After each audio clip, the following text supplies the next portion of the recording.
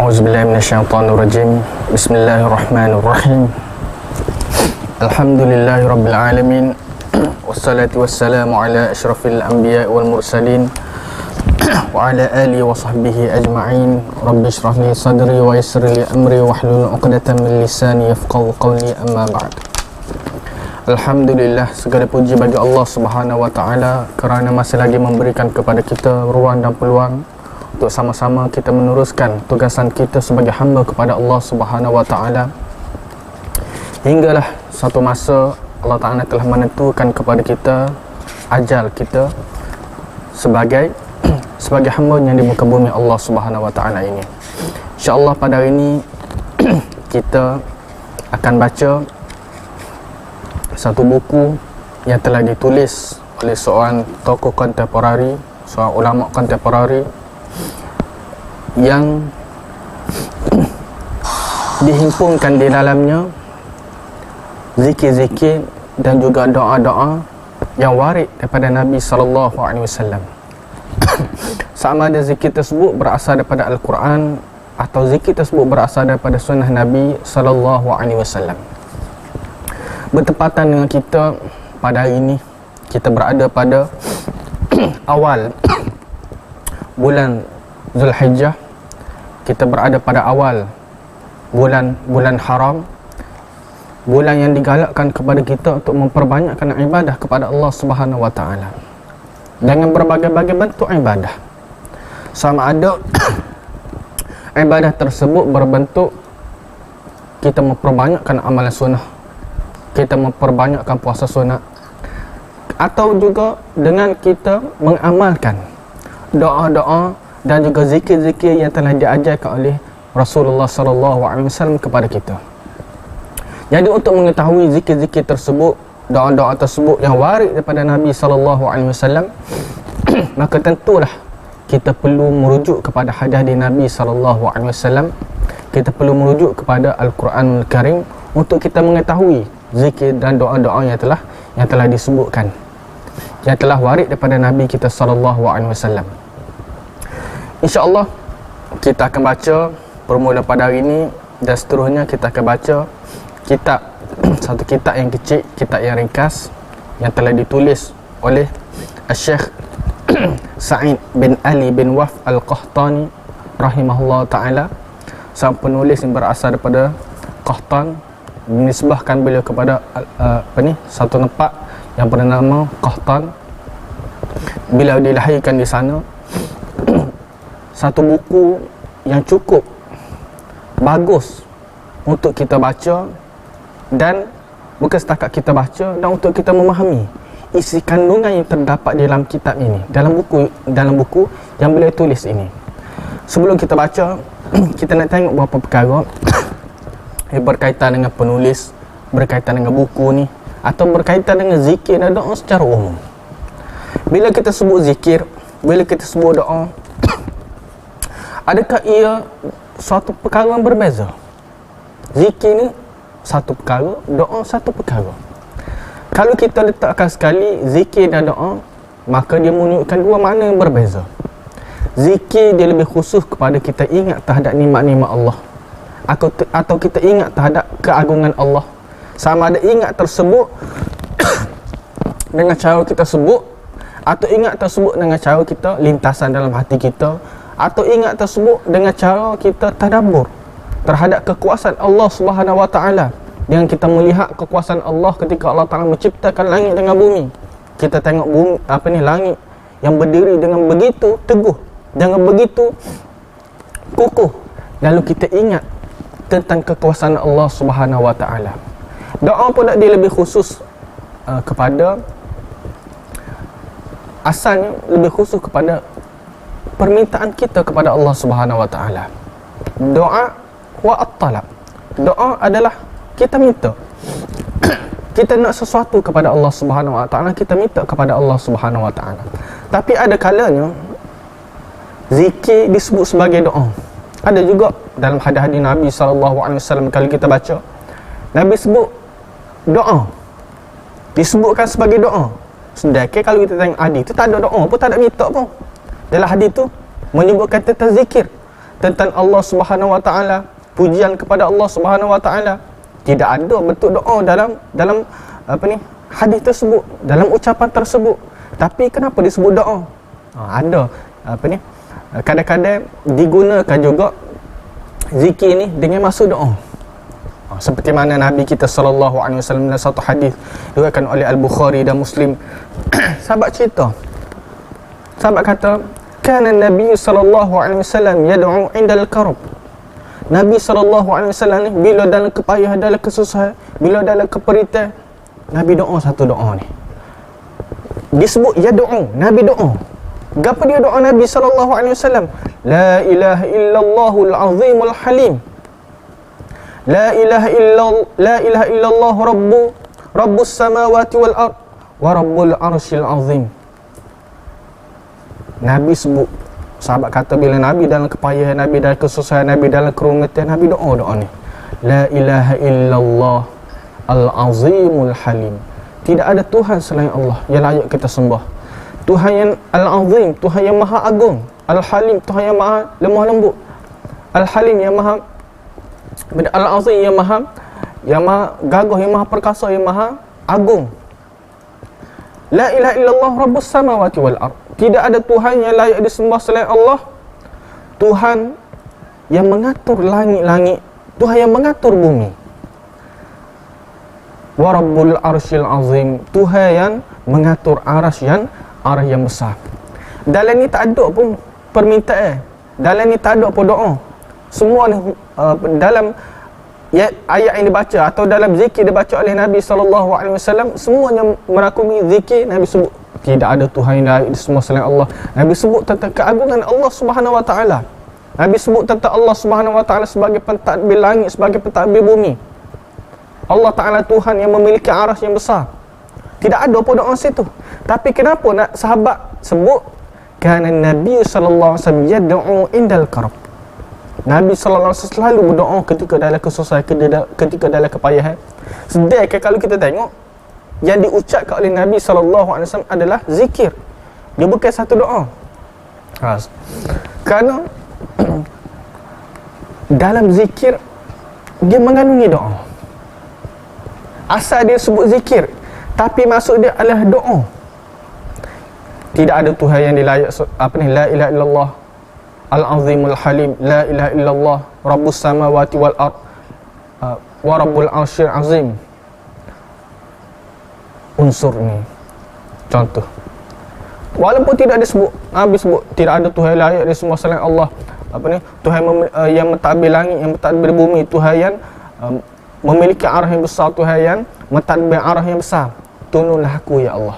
Walaupun tidak disebut perkataan tolong tadi tu, walaupun tidak disebut permintaan tadi tu, tapi di sebalik tu ada permintaan. Sebab itulah walaupun lafaz yang diucapkan oleh Nabi, ucapan yang diucapkan oleh Nabi tersebut adalah satu zikir, tapi disebut juga sebagai doa. Sebagai contoh mudah kita nak faham. Anak kita lah, dia mari kepada kita, dia ayat kepada kita, ayuh lapar. Contoh, kita sebagai seorang ayah, bila anak beritahu kepada kita, ayuh lapar, apa kita akan buat? Adakah kita akan lapar? Atau kita akan bagi makanan kepada dia? Apa kita bagi makanan kepada dia? Dia tak minta pun makanan. Dia ayat dia lapar je.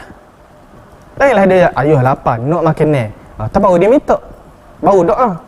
Dia minta kepada kita, tapi kita bagi makanan kepada dia, walaupun semata-mata dia ayuh lapar. Sebab apa kita faham? Dia nak makanan, dia nak minta situ. Walaupun tidak disebut, walaupun dia hanya sebut saja dia lapar, dia tak sebut permintaan dia, tapi kita faham. Begitulah juga kita boleh tengok dalam ayat-ayat Al-Quranul Karim juga banyak disebutkan oleh Allah Subhanahu Wa Taala. Sebagai contoh kita boleh tengok doa yang dipanjatkan oleh Nabi Yunus alaihissalam ketika dia dilemparkan ke dalam laut, dia makan oleh ikan nun. Lalu Allah Ta'ala sebut di dalam Al-Quranul Karim dan surah Al-Anbiya, Allah Ta'ala sebut wa dhannuni idh dhahaba mughadiban fadhanna an lan naqdira alayhi fanada fi dhulumati an la ilaha illa anta subhanaka inni kuntu minadh dhalimin. fastajabna lahu wa najjaynahu minal gham wa kadzalika nunjil mu'minin. Allah Ta'ala sebut wa dhannuni, apa ni, ketika Nabi Yunus AS yang ditelan oleh ikan nun, idzahaba mughadiban, dia pergi meninggalkan kaum dia dalam keadaan marah, fa dhanna an lan naqdir alaih, lalu dia menyangka bahawa kami tidak akan menyulitkan dia, kami tidak akan memberikan kesusahan kepada dia atas perbuatan dia tadi. Fanada fi dhulum, lepas dia ditelan oleh ikan tadi, lalu Nabi Nuh kata fanada fi dhulum, Allah Ta'ala kata Nabi Nuh bermunajat, dia memohon kepada Allah Subhanahu Wa Ta'ala. Dia kata la ilaha illa anta, tidak ada Tuhan yang layak di semua selainmu ya Allah. Subhanak, maha suci kamu ya Allah. Inni kuntu minadh zalimin, sesungguhnya aku termasuk orang yang zalim. Mana doa Nabi Nuh situ? Tak ada doa situ. Doa dengan maksud at-talab, minta. Nabi Nuh minta apa dengan Allah Ta'ala? Tak ada minta apa tadi. La ilaha illa anta, tidak ada Tuhan yang layak di semua selainmu ya Allah. Subhanak, maha suci kamu ya Allah. Inni kuntu minadh zalimin, aku termasuk orang yang zalim ya Allah. Tapi Allah Ta'ala sebut lepas tu fastajabna lahu, kami pun memperkenalkan doa dia. Doa apa Nabi Nuh minta? Kok dia sebut ni la ilaha illa anta subhanaka inni kuntu minadh zalimin. Dia bukan minta doa. Kalau kita tengok sekali lalu, itu bukan satu bentuk doa, itu sebagai satu bentuk zikir. Bukan satu bentuk doa, bukan satu bentuk talak, minta sesuatu. Tapi di sebalik zikir tersebut ada doa. La ilaha illa anta subhanaka inni kuntu minadh zalimin. Khalisni ya Allah. Bebaskan aku ya Allah. Lepaskan aku ya Allah. Ada masuk doa di sebalik zikir tersebut. Juga kita boleh tengok apa ni doa Nabi Musa AS ketika Nabi Musa daripada Mesir dia pergi ke Madian, dalam perjalanan 7 hari perjalanan tanpa ada makanan, tanpa ada minum. Nabi Musa memohon kepada Allah Subhanahu Wa Taala oleh kerana dia sangat-sangat lapar. Dia duduk di bawah pokok, dia memohon kepada Allah Subhanahu Wa Taala, Rabbi inni lima anzalta ilayya min khairin faqir. Ya Allah, aku ni sangat-sangat memerlu kepadamu ya Allah. Aku sangat-sangat memerlu apa yang kamu bagi kepada aku ya Allah. Itu Nabi Musa sebut. Dia tidak minta situ. Dia tak kata ya Allah aku nak, bagilah kepada aku ya Allah. Dia tak kata ya Allah bagi kepada aku. Tidak dalam bentuk doa, tapi difahami situ ia sebagai satu doa. Begitulah seterusnya. Kerana itulah ada kesinambungan antara zikir dan juga doa. Walaupun ada sedikit perbezaan, kalau kita tengok sudut perincian memang akan ada perbezaan, ada sudut zikir dan sudut doa. Doa ni kadang-kadang dia berikan keluasan kepada kita. Nak doa, ikut kita nak doa apa. Tak ada dalam hadis pun tak apa kita doa. Nak peso ya Allah, luluhkanlah aku peso ya Allah, sebagai contoh. Tak ada dalam hadis Nabi sebut lagu tu. Tapi dibolehkan. Tu perkara pertama. Perkara kedua, bila kita sebut tentang zikir, bila kita sebut tentang doa, yang paling terbaik yang kita ketahui, zikir dan doa adalah yang bersumberkan daripada wahyu, sama ada daripada Al-Quran atau bersumberkan daripada hadis-hadis Nabi SAW. Kenapa?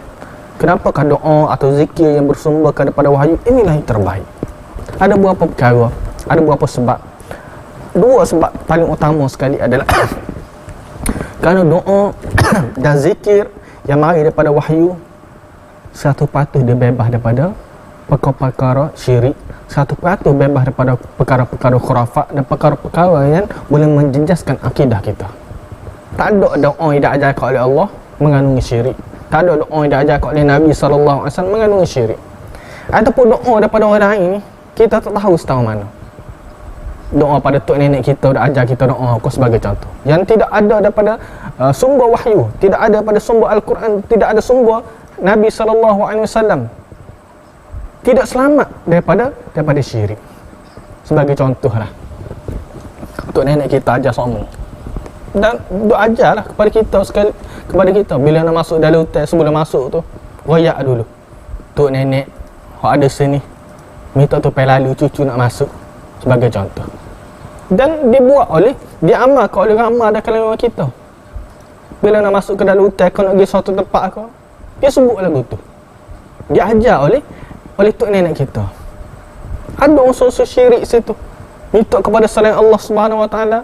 Siapa tok nenek kita? Tak tahu. Yang kita minta tadi. Minta kepada jin, minta kepada penunggu yang ada situ. Minta kepada penunggu yang ada situ. Boleh jatuh kepada syirik.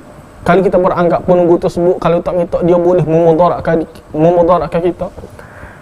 Kalau kita minta dia boleh memberikan manfaat kepada kita. Tapi kalau ikut wahyu, zikir, doa daripada wahyu, maka kita akan selamat dan bebas daripada syirik.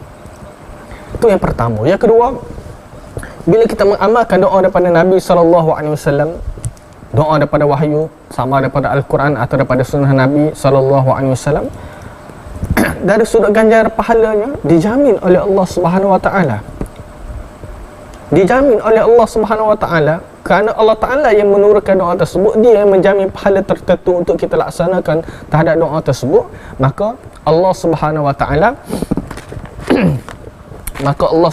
Taala akan memberikan pahala sebagaimana yang disebutkan. Adapun doa-doa yang tidak bersumber daripada wahyu, yang mari tidak diketahui daripada sumber yang mana, lalu diberikan ganjaran-ganjaran yang besar apabila melakukan doa atau zikir tersebut, maka tidak ada jaminan kita akan dapat pahala seperti mana disebutkan dalam cerita tersebut. Sebagaimana disebutkan dalam ucapan tersebut, dia kata siapa baca sekian-sekian akan dapat sekian-sekian. Siapa yang dapat memberikan jaminan? Kalau itu bukan daripada Nabi SAW, kalau ia tidak bersumberkan daripada wahyu Allah Subhanahu Wa Taala, maka kerana itulah banyak kalau kita nak cerita tentang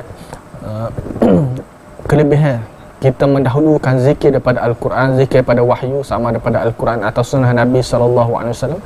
Cuma itu antara dua sebab utama kenapa kita kena memilih doa-doa yang bersumberkan daripada dua rujukan tersebut.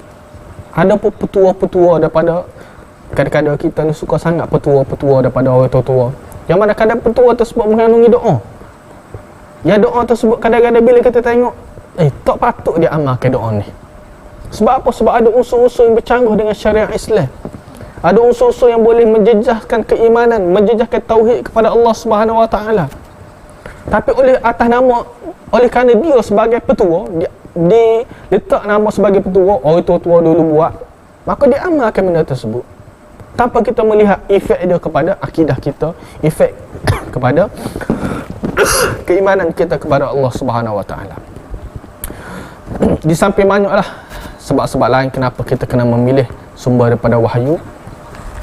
Dan bila kita sebut tentang buku zikir, kita kena tahu bahawa para ulama terdahulu telah bertokol lumus cuba membawakan kepada kita satu rujukan daripada Quran dan juga daripada hadis Nabi SAW tentang doa-doa, kumpulan doa-doa dan juga zikir-zikir yang warid pada Nabi SAW. Banyak yang ditulis oleh para ulama. Antara yang terawal ditulis oleh Al-Imam An-Nasa'i dan juga anak murid beliau Al-Imam Ibn Sunni melalui kitab mereka berdua, Amal Al-Yawm Wal Laylah.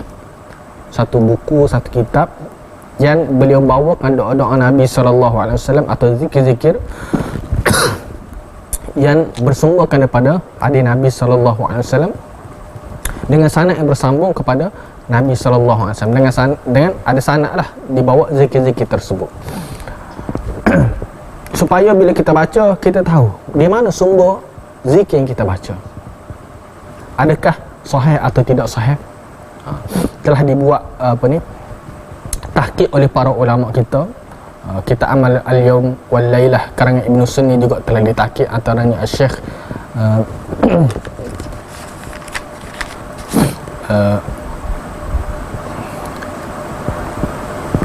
Syekh daripada Salim bin Ain Al-Hilali, Syekh Dr. Sa'id bin Ain Al-Hilali, dia telah tahqiq kita Amal Al-Yawm Wal Laylah karangan Al-Imam Ibn Sunni, dan juga karangan Al-Imam Nasa'i juga telah ditahqiq oleh para ulama kita, antaranya Syekh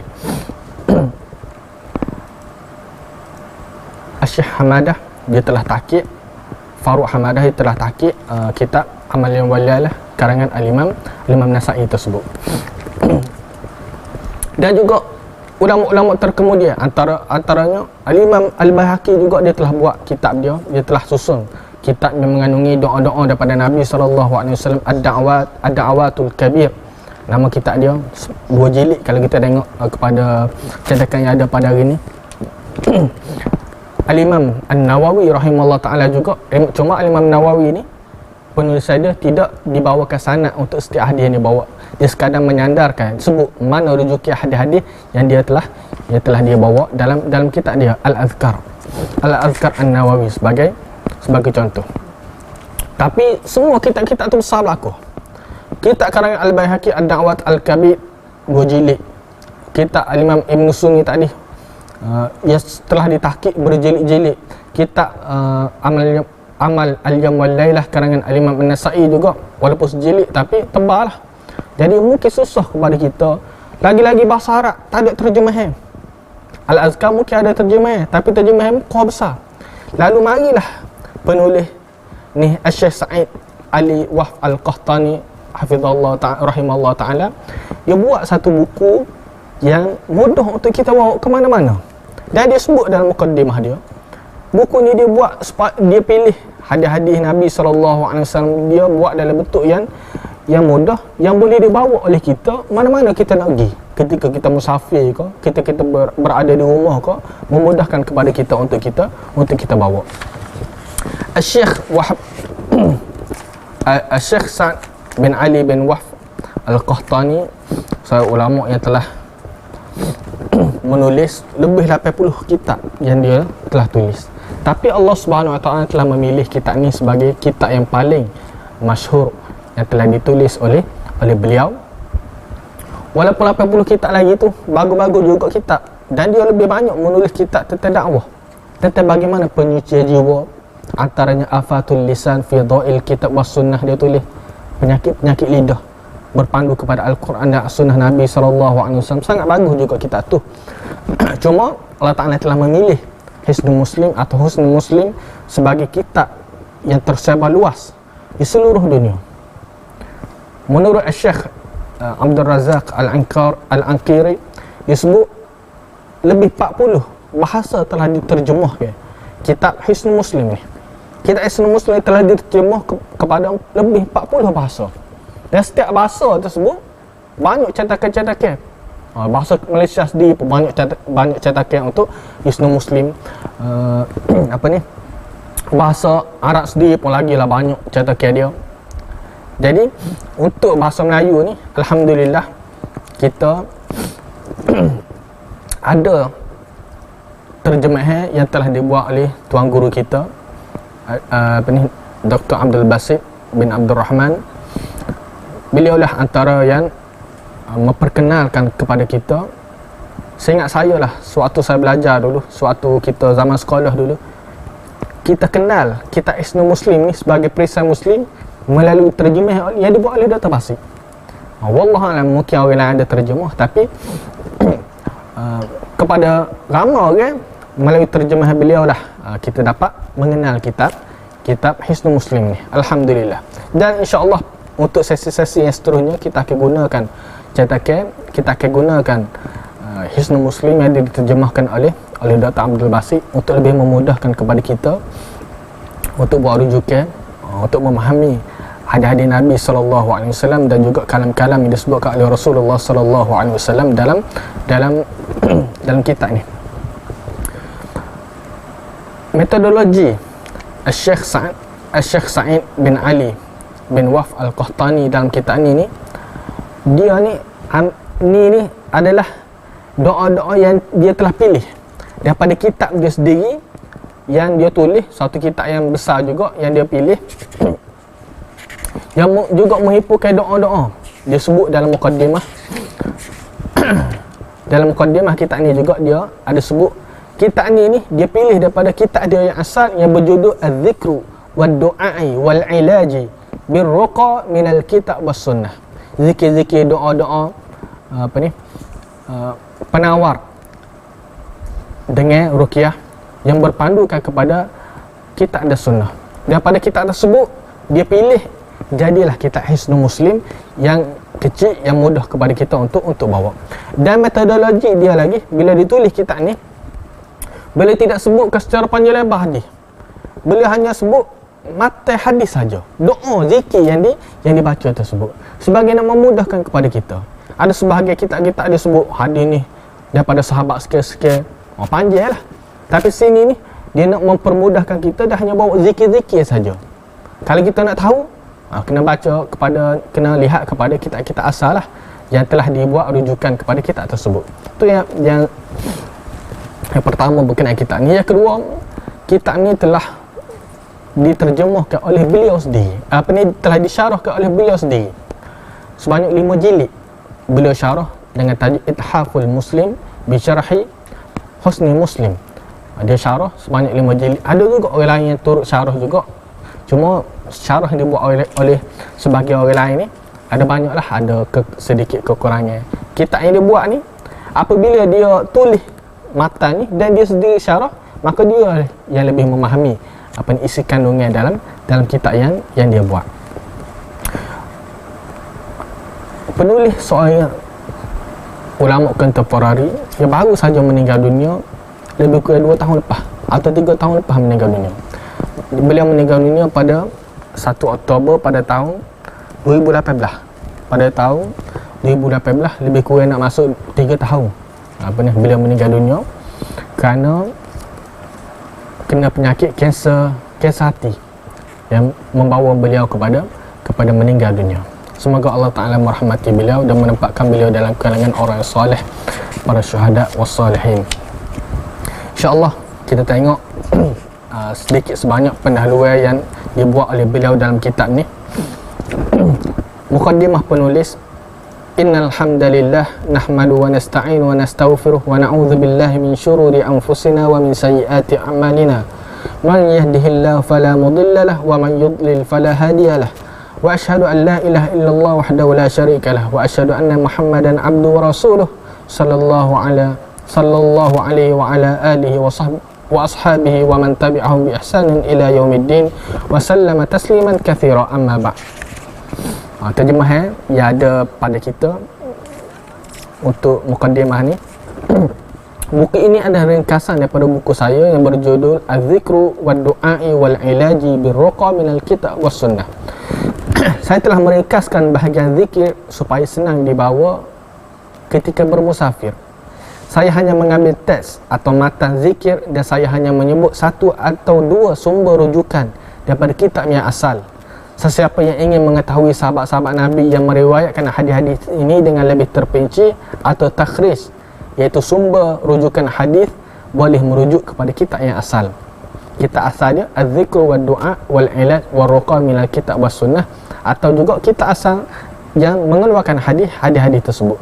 Saya memohon kepada Allah dengan nama-namanya yang indah dan sifat-sifatnya yang maha tinggi agar menjadikan amalan ini ikhlas kerananya dan memberi manfaat dengannya semasa hidup saya dan selepas saya meninggal dunia. Begitu juga kepada mereka yang membaca atau mencetaknya atau menjadi penyebab penyebaran buku ini, kerana sesungguhnya Allah Subhanahu wa ta'ala sangat berkuasa ke atasnya. Wa sallallahu ala nabiyyina Muhammad wa ala alihi wa ashabihi wa man tabi'ahum bi ihsanin ila yaumiddin. Penyusun Dr. Sa'id bin Ali bin Wahb Al-Qahtani, bulan Safar tahun 1409 Hijrah. Itu pendahuluan secara ringkas yang telah dibuat oleh penulis. Perkara pertama yang dibincangkan oleh penulis dalam kitab ni adalah berkenaan kelebihan zikir. Kelebihan zikir sangat banyak. Kalau kita nak sebut satu persatu, memakai masa yang cukup lama. Al-Imam Ibn Qayyim Al-Jauziyah, beliau telah menyenaraikan sebanyak lebih 60 manfaat daripada zikir dalam buku dia Al-Wabil As-Sayyid. Beliau telah menyenaraikan sebanyak lebih 60 faedah-faedah, sama ada faedah tersebut berupa faedah dunia atau faedah tersebut berupa faedah akhirat yang akan diperolehi hasil daripada zikir kepada Allah Subhanahu wa ta'ala. Bila kita sebut tentang zikir, Quran ni banyak sebut tentang zikir. banyak perkataan zikir yang telah disebutkan oleh Allah Subhanahu Wa Taala di dalam Al-Quranul Karim. Dan banyak yang disebutkan oleh Allah Subhanahu Wa Taala tersebut mempunyai maksud-maksud yang berbeza. Bila Allah Subhanahu Wa Taala sebut zikir dalam Al-Quran, kita boleh sebutkan lebih kurang ada 15 maksud zikir bila Allah Subhanahu Wa Taala sebutkan di dalam Al-Quranul Karim. Yang pertama, bila Allah Taala sebut zikir, dia boleh bermaksud yang kita sebut dengan lidah kita, kita sebut dengan lisan kita. Seperti mana kita tahulah, sebut la ilaha illallah, kita sebut subhanallah, atau apa-apa saja zikir yang kita sebut dengan menggunakan lidah kita. Sebagaimana Allah Ta'ala sebut, fadhkurullah ka dzikrikum aba'akum aw ashadda dzikra. Sebutlah Allah seperti mana kamu menyebut tentang datuk nenek moyang kamu, aw ashadda dzikra, atau lebih lagi berbanding itu. Ayat ini Allah Subhanahu Wa Ta'ala turunkan kepada orang Islam kerana masyarakat jahiliah, bila mereka selesai buat kerja haji ini, mereka pun berkumpul sesama mereka. Bila mereka berkumpul, orang ni dia sebut tok nenek dia, berbangga-bangga dengan tok nenek dia. Gapo tok nenek dia telah buat? Oh, kerana tok nenek aku lah boleh jadi macam ni. Kalau tok nenek aku lah boleh ada gali balik telaga air Zamzam ni. Macam-macam mereka duk cerita tentang kelebihan, tentang nikmat, berbangga-bangga tentang kelebihan tok nenek moyang mereka. Lalu Allah Ta'ala sebut, fadhkurullah ka dzikrikum. Ganti kepada tu, lepas kamu melakukan kerja haji, perbanyakkan zikir, sebut Allah Subhanahu Wa Ta'ala, sebut nikmat Allah Subhanahu Wa Ta'ala, sebut nama Allah, sebut keagungan Allah Subhanahu Wa Ta'ala. Ada juga bila Allah Ta'ala sebut zikir dalam Al-Quran, dia dengan masuk zikir yang kita ucapkan dalam hati kita, lintasan dalam hati kita tentang keagungan Allah Subhanahu Wa Ta'ala, rasa kita takut kepada Allah Subhanahu Wa Ta'ala. Itu juga salah satu bentuk zikir. Dia mari perasaan takut. Bila kita buat dosa, kita rasa takut terhadap ancaman Allah Subhanahu Wa Ta'ala. Itu juga satu zikir. Seperti mana Allah Ta'ala sebut, walladzina idza fa'alu fahishatan aw zalamu anfusahum dzakarullaha fastaghfiru li dzunubihim. Orang-orang beriman ni adalah orang yang apabila idza fa'alu fahishah, bila dia buat sesuatu benda yang keji, satu benda yang tak molek, aw zalamu anfusahum, atau mereka menzalimi diri mereka sendiri, dzakarullah, mereka zikir kepada Allah. Apa maksud zikir tadi? Mereka mari perasaan ini menyesal dalam hati mereka. Mereka mari perasaan, kalau aku tak bertaubat ni, gapo Allah Ta'ala akan buat kepada aku? Gapo nasihat aku? Gapo balasan Allah Ta'ala kepada aku? Macam-macam mari perasaan dalam hati dia. Dia ingat kepada Allah Subhanahu Wa Ta'ala hingga dia meninggalkan amalan yang dia buat, kejahatan yang dia buat. Fastaghfaru li dzunubihim. Kemudian dia beristighfar kepada Allah. Mereka beristighfar kepada Allah kerana dosa-dosa yang mereka buat. Ada juga bila Allah Ta'ala sebut zikir dalam Quran, dia dengan masuk cerita, beritahu. Seperti mana Allah Ta'ala sebut, wadhkur fil kitabi Ibrahim.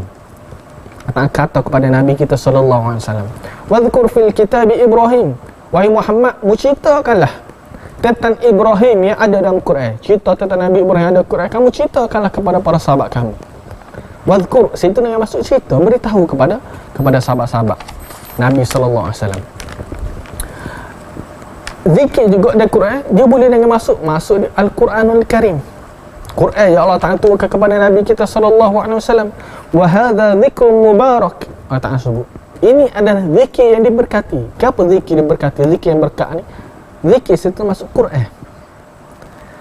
Dan juga zikir juga boleh dengan masuk dengan masuk Taurat atau kitab-kitab terdahulu. Fas'alu ahla dzikri in kuntum la ta'lamun. Allah Ta'ala sebut, fas'alu ahla dzikri in kuntum la ta'lamun. Cerita ni asal dia, fas'alu ahla dzikri, tanyalah kepada ahli zikir. Ahli zikir tentang cerita-cerita Allah Ta'ala sebut tentang cerita dalam Quran ni tak. Nak tahu betul ke tak cerita tadi tu, cuma tanya ahli-ahli Taurat, ahli-ahli Injil, betul ke tak cerita tu? Mereka akan jawab, betul cerita yang dibawa oleh Nabi SAW. Dan banyak lagi, 15 masuk. Ada dengan masuk semaya Jumaat, fas'au ila zikrillah wa dharul bai'. Bersegeralah kamu kepada zikrillah dan tinggalkanlah jual beli. Apa maksud zikrillah? Segera zikrillah tadi, sebagai ulama menyatakan maksud dia semaya Jumaat.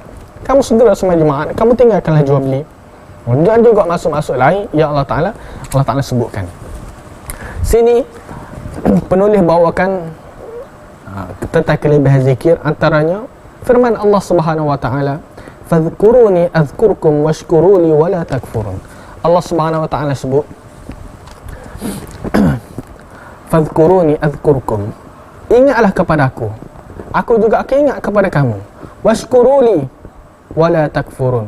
Bersyukurlah kepadaku dan jangan kamu kufur terhadap nikmat-nikmat yang telah aku berikan kepada kamu. Fadhkuruni, kamu ingat kepada aku, sebagai ulama kata, kamu ingat kepada aku ketika kamu dalam keadaan senang. Waktu kamu dalam keadaan senang, waktu kamu dalam keadaan tidak susah, kamu ingat kepada aku. Maka azkurkum, ketika kamu susah, aku juga akan ingat kepada kamu.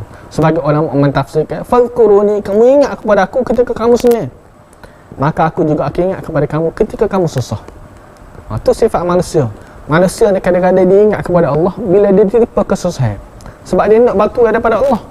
Jadi ke mana dia kena kembali kepada Allah. Bila mari senang, bila mari sudah hilang kesusahan yang dia hadapi, maka dia akan lupakan Allah Subhanahu wa taala. Seperti mana banyak dalam ayat Al-Quran Allah Ta'ala sebut tentang cerita golongan jahiliah, golongan kafir. Ketika mereka duduk belayar di lautan, mari ombak yang besar, maka mereka tinggalkan semua benda-benda yang mereka syirikkan sebelum ni. Sebelum ni mereka duk minta kepada bahala-bahala, mereka duk minta kepada Tuhan-Tuhan lain selain daripada Allah Subhanahu wa taala. Tapi ketika mereka dah betul-betul dalam kesusahan, mereka minta hanya kepada Allah Subhanahu wa taala. Tapi bila mereka balik ke tempat mereka, duk atas darat balik, tidak berlaku dah bencana tadi, mereka kembali kufur kepada Allah Subhanahu wa taala. Bila mereka sudah senang, mereka kembali kufur kepada Allah Subhanahu wa taala. Washkuruli wala takfurun. Syukurlah kamu kepada Allah, kepada aku, dan jangan kamu kufur kepada aku. Ini Allah Subhanahu wa taala sebut kata kelebihan zikir. Bila kita ingat kepada Allah Subhanahu wa taala, maka kita akan mendapat satu faedah, iaitu Allah Taala juga akan mengingati kepada kita. Inilah kelebihan kita zikir kepada Allah Subhanahu wa taala. Berbeza kita zikir, kita sebut zikir, kita ingat kepada orang, kita ingat kepada makhluk sebagai contoh, atau kita ingat kepada selain Allah Subhanahu wa taala. Kita ingat kepada Allah, Allah Taala akan ingat kepada kita. Kita ingat kepada makhluk, terus makhluk akan ingat kepada kita. Kita ingat kepada sayang kita kok, terus tidak akan ingat kepada kita, bagi contoh. Atau dan juga ingat kepada Allah akan memberikan ketenangan kepada kita. Tapi bila kita ingat kepada makhluk, dia akan sentiasa memberikan keresahan kepada kita. Bila kita ingat kepada Allah, kita akan jadi tenang. Kita berasa susah, tapi kita ingat kepada Allah, kita berasa Allah Ta'ala lah yang akan membantu kita. Hati kita yang susah akan berasa senang. Tapi kalau kita ingat kepada makhluk, dia ingat macam mana duit ini dalam bank tak ada, sebagai contoh.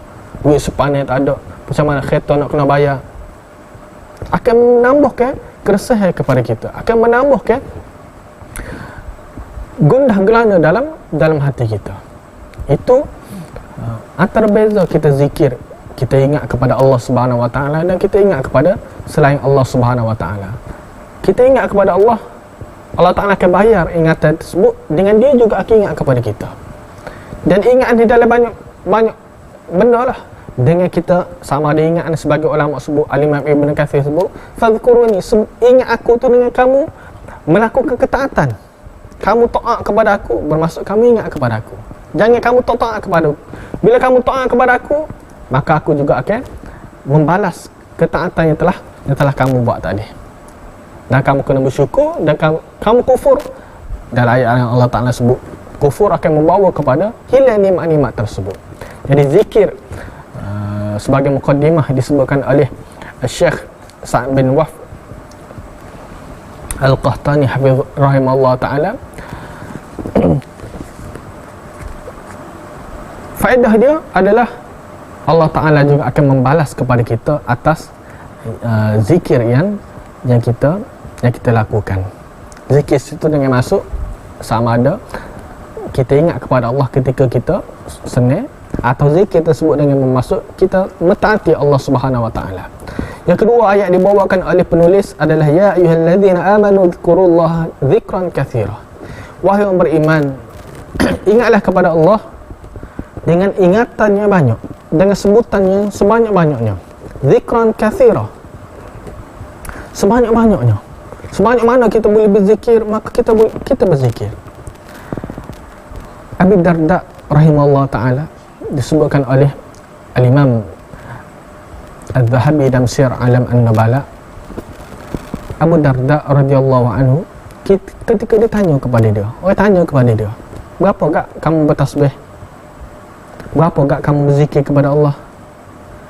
Dia kata, aku berzikir kepada Allah Subhanahu wa ta'ala 1,000 sehari. Banyak tu, 1,000.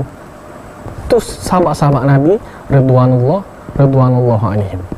Banyaklah, tak semestinya 100,000 ni kena duduk la ilaha illallah saja. Banyak benda. Lepas semaya kita berzikir, sebagai contoh, lepas semaya kita berzikir tak, subhanallah, subhanallah 1 kali semua tu. 5 kali kita semaya, dia 100 dah. Kadang-kadang kita tak berasa. Kalau sebut kepada kita, baca subhanallah, alhamdulillah, wa la ilaha illallah 500 kali, oh berat kita rasa, banyak kita rasa. Tapi sebenarnya hari-hari kita buat, kalau kita amalkan. Nabi sebut tak, subhanallah 33 kali, alhamdulillah 33 kali, Allahu akbar 33 kali lepas semaya. 100 kali, 5 kali kita semaya 500. Tu baru benda yang selalu kita buat. Tambah lagi dengan doa-doa lain, tambah lagi dengan zikir-zikir lain. Subhanallah, subhanallah, kita buat la ilaha illallah, la ilaha illallah yang kita buat. Tambah lagi dengan kita nak masuk tandah, itu juga sebagai satu zikir. Kita doa kepada Allah.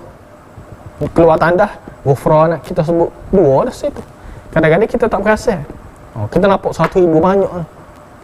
Boleh jadi banyak lah kepada kita, mungkin kita tak buat, mungkin kita tidak amalkan benda tu. Bagi orang yang biasa, dia akan rasa biasa. Seperti mana para sahabat atau orang-orang yang suka baca Quran, dia boleh baca Quran 30 juzuk sehari. Kita berasa, kita yang juzuk sehari pun tak lepas nak baca, kita akan berasa banyak lah. Tapi bagi mereka berasa benda itu satu perkara yang biasa, kerana mereka melazimi perkara tersebut. Dan Allah Ta'ala sebut, ya ayyuhallazina amanu dzkurullaha dzikran katsira. Wahai orang beriman, sebutlah Allah dengan sebanyak-banyaknya. Tidak ada satu ibadat yang Allah Ta'ala sebut dalam Al-Quran yang Allah Ta'ala kata buat dengan sebanyak-banyaknya, kecuali zikir kepada Allah Subhanahu wa Ta'ala. Semaya Allah Ta'ala sebut wa aqimus salah, dirikan semaya. Allah Ta'ala tak kata dirikan semaya sebanyak-banyaknya. Contoh, dia Quran sebut tunaikan zakat, dia tak sebut tunaikan zakat sebanyak-banyaknya. Haji, buat haji sebanyak-banyaknya. Tapi zikir, Allah Ta'ala sebut wadhkurullaha dzikran katsira. Dan juga ada banyak ayat-ayat lain lagi. Inilah jadi satu motivasi kepada para sahabat ridwanullahu alaihim. Mereka perbanyakkan zikir kepada Allah Subhanahu wa Ta'ala. Dan zikir jangan kita ingat subhanallah walhamdulillah. Kita baca Quran itu juga satu zikir. Kita baca Quran dalam semaya, banyak dah zikir kita baca. Kalau nak hitung, dalam semaya itu banyak dah zikir kita baca. Cuma kita tak berasa lah.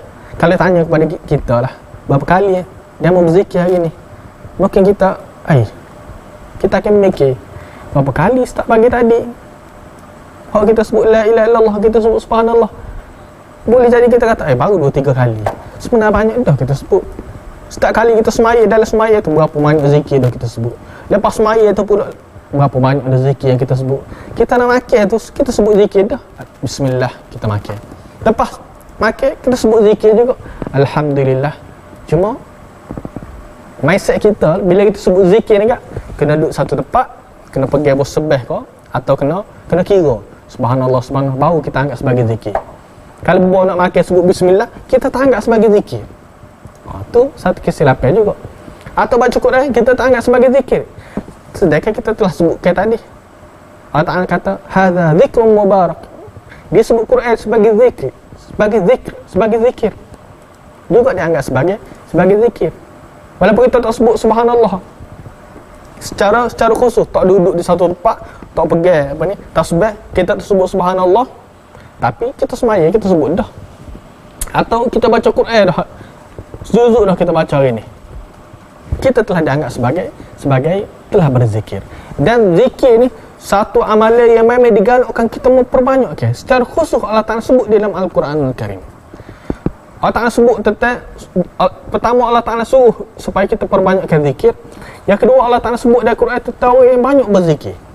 Allah Ta'ala sebut وَالذَّاكِرِينَ اللَّهَ كَثِيرًا وَالذَّاكِرَاتِ أَعَدَّ اللَّهُ لَهُمْ مَغْفِرَةً وَأَجْرًا عَظِيمًا. Ayat ketiga ni dibawakan oleh penulis ni, dia sebut وَالذَّاكِرِينَ اللَّهَ كَثِيرًا. Orang lelaki yang banyak mengingati Allah, yang banyak menyebutkan Allah Subhanahu Wa Ta'ala, wadzakirat, dan juga wanita-wanita yang banyak menyebut nama Allah, yang banyak berzikir kepada Allah. Balasan dia kepada a'addallahu lahum maghfiratan wa ajran 'azima. Allah Ta'ala akan sediakan untuk mereka keampunan, dan Allah Ta'ala akan memberikan ganjaran yang besar kepada mereka. Sini Allah Ta'ala sebut kathira, banyak. Dalam bab semaya Allah Ta'ala sebut banyak. Tak suruh semaya banyak, kena semaya banyak. Semakin banyak semakin bagus. Tapi secara khusus tidak disebut ke.